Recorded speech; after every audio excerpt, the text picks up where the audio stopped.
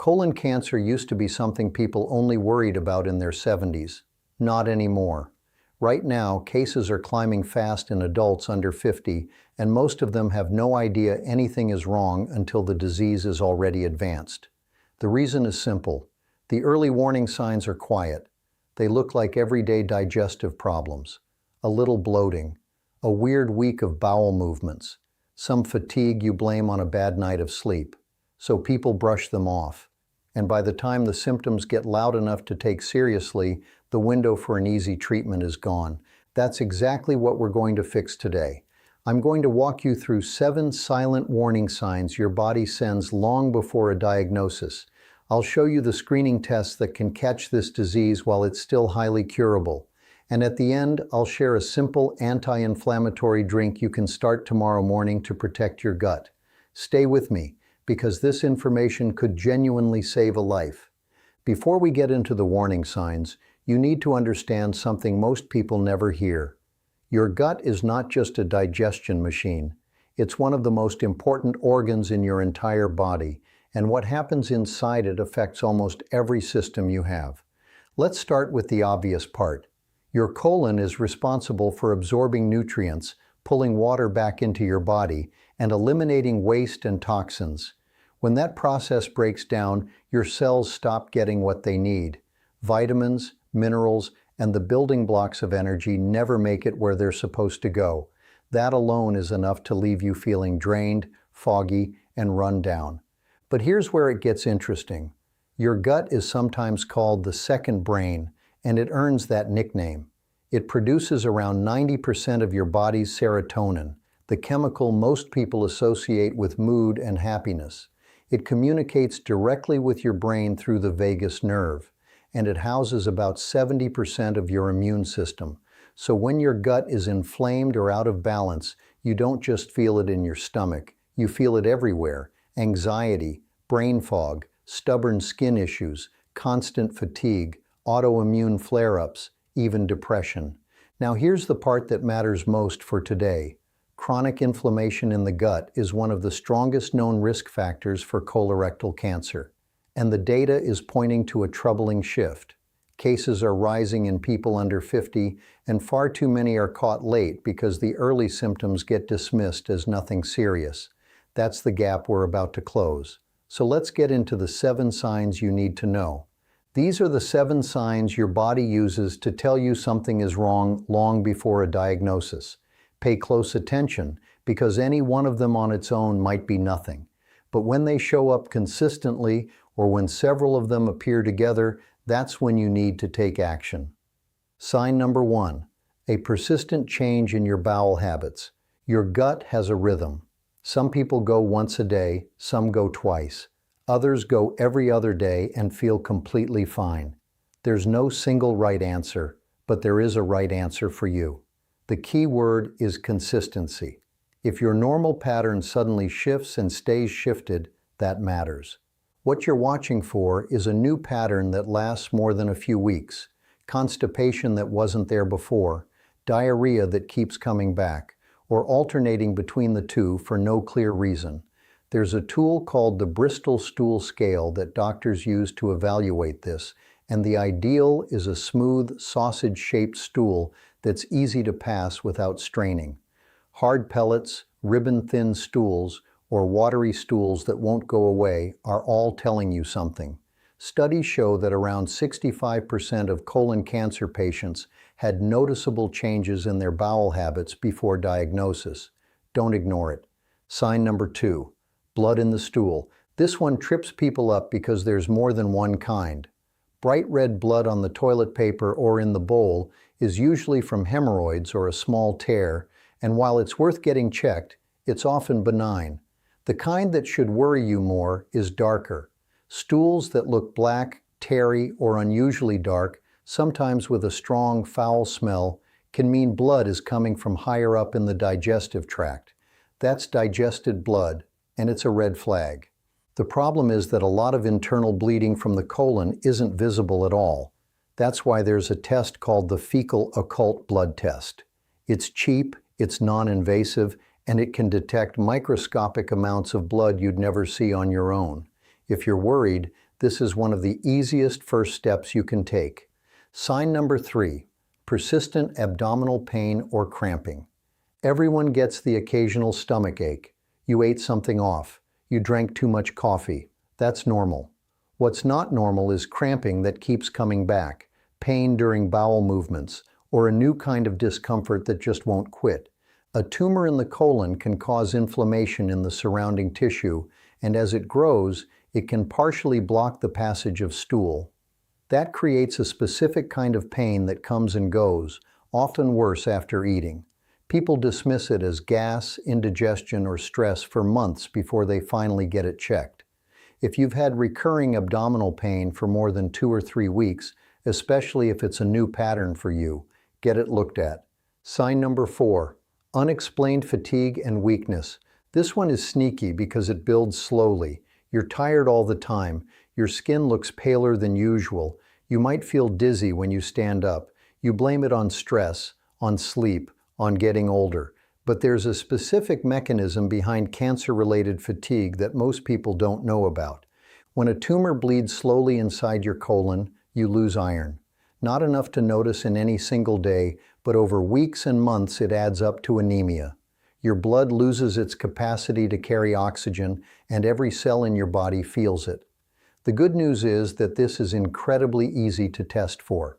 A standard complete blood count, the kind of basic panel any clinic can run for under $20, will show low hemoglobin and low iron. If you're constantly exhausted with no clear explanation, ask for that blood test. Sign number 5, constant bloating and excessive gas. We all get bloated sometimes.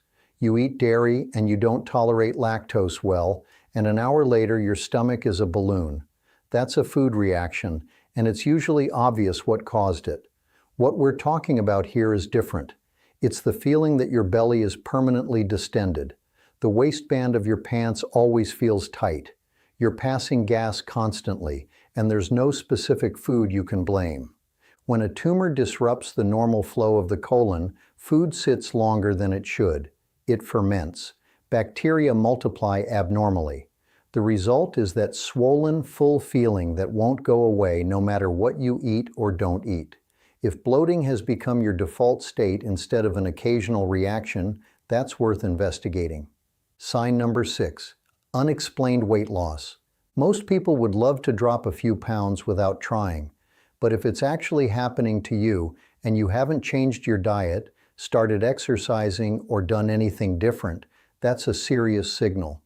The threshold doctors look for is about 10 pounds or more lost over a few months with no explanation. Cancer changes your body in ways that drive weight loss in the background.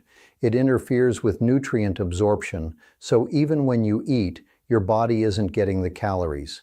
It releases inflammatory compounds that suppress appetite, and it consumes energy as it grows. By the time someone notices significant unexplained weight loss, the disease has often been progressing quietly for a while. That's why the earlier signs on this list matter so much. Don't wait for this one to be the thing that finally sends you to a doctor. Sign number 7, a feeling of incomplete evacuation. This is the one almost nobody talks about, and it's one of the most specific warning signs of all. It's the sensation that you've gone to the bathroom, but you're not really finished. You sit back down a few minutes later because it feels like there's still something there. You might also notice that your stools have become thin, like ribbons or pencils, instead of the normal sausage shape. There's a medical name for this. It's called tenesmus, and the cause is mechanical. When a tumor partially blocks the rectum, stool can't pass through normally. The narrowing changes the shape of what comes out, and the constant pressure creates that feeling of needing to go again and again. If you've been experiencing this for more than a couple of weeks, especially combined with any of the other signs we've covered, it's time to see someone. Those are the 7 silent signs: a persistent change in bowel habits, blood in the stool, recurring abdominal pain, unexplained fatigue, constant bloating, weight loss with no cause, and the feeling of incomplete evacuation. Memorize them, share them with the people you love, because the next part of this video is just as important. Now I want you to pause for a second and do something honest. Go back through those 7 signs in your head. How many of them have been showing up in your life lately? Not once or twice, but consistently over the last few weeks or months. If the answer is 0, that's great news. Keep watching, because the prevention section coming up will help you stay that way. If the answer is 1, take note of it and start paying closer attention. If the answer is 2 or more, please don't panic, but don't dismiss it either. Most of these symptoms have completely benign explanations: hemorrhoids, food sensitivities, stress, dehydration. The point isn't to scare you. The point is that the only way to know for sure is to investigate, and the tests for that are simpler and cheaper than you might think. Let's talk about them now. There are 4 main tests you should know about, and they range from incredibly simple to more involved. The right one for you depends on your symptoms, your age, and your family history. The first is the fecal occult blood test. This is the easiest entry point. You collect small stool samples at home, send them to a lab, and they check for microscopic amounts of blood you can't see on your own. It costs very little, it's non-invasive, and it's a great first screening tool if you're worried but don't have severe symptoms. The second is a complete blood count, or CBC. This is a basic blood test that checks your hemoglobin, your iron levels, and other markers. If you've been feeling unusually tired or weak, this test can reveal hidden anemia, which is often the first measurable clue that something is bleeding inside. The third is the colonoscopy. This is the gold standard. A small camera is used to examine the entire colon, and the huge advantage is that it's both diagnostic and preventive. If the doctor finds polyps, which are small growths that can eventually turn cancerous, they can remove them right there during the procedure. That single appointment can literally prevent cancer from ever forming. The fourth is a CT scan, or abdominal imaging. This is usually ordered when symptoms suggest a tumor or obstruction, and it can show thickening of the intestinal wall or visible masses. The current guideline is to start regular screening at age 45, or earlier if you have a family history or persistent symptoms. And here's the number that should stick with you. When colorectal cancer is caught early, the survival rate is around 90%. The good news is that colorectal cancer is one of the most preventable cancers there is. A huge percentage of cases are linked to lifestyle factors you can actually control. Here are the habits that make the biggest difference. Eat more fiber. Your colon thrives on it. Fruits, vegetables, oats, beans, chia seeds, flax seeds, and psyllium husk all help form healthy stools, speed up transit time, and feed the beneficial bacteria in your gut. Aim for at least 25 to 30 grams a day. One important note: if you've been diagnosed with diverticulitis, talk to your doctor about which fiber sources are safe, because certain seeds can aggravate that specific condition. Drink enough water. Fiber without water is like a sponge with nothing to absorb. Hydration keeps your stool soft, reduces straining, and limits how long waste sits against the lining of your colon. A good baseline is around 2 liters a day, more if you're active or it's hot. Cut out processed and cured meats. This one is non-negotiable if you're serious about prevention. Bacon, sausage, hot dogs, deli meats, salami, and ham have been classified as carcinogenic by the World Health Organization. The link to colorectal cancer is one of the strongest in nutrition science. Replace them with fresh meats, fish, eggs, or plant-based proteins. Add turmeric to your diet. Curcumin, the active compound in turmeric, is a powerful natural anti-inflammatory. Sprinkle it into soups, eggs, rice, or roasted vegetables. Pair it with black pepper to dramatically increase absorption. Eliminate alcohol and tobacco. Both are independently linked to higher rates of colorectal cancer. Alcohol damages the gut lining and disrupts the microbiome. Smoking introduces carcinogens that affect every part of the digestive tract. Cutting these out is one of the highest impact decisions you can make. Consider magnesium. Magnesium supports normal bowel motility and helps prevent constipation. A typical range is 400 to 800 milligrams a day, ideally in the form of magnesium citrate or glycinate. If you're currently dealing with diarrhea, hold off and figure out the underlying cause first. Add omega-3. The DHA-rich form has the strongest anti-inflammatory effect. If you're not eating fatty fish like sardines, salmon, or mackerel 2 to 3 times a week, a quality fish oil supplement is a smart addition. Take it with a meal that contains some fat to improve absorption. Move your body every day. You don't need a marathon training plan. Walking, lifting weights, cycling, swimming, anything that gets you moving consistently lowers systemic inflammation and stimulates healthy bowel function. 30 minutes a day is a great target. Get screened on schedule. All of these habits matter, but they don't replace screening.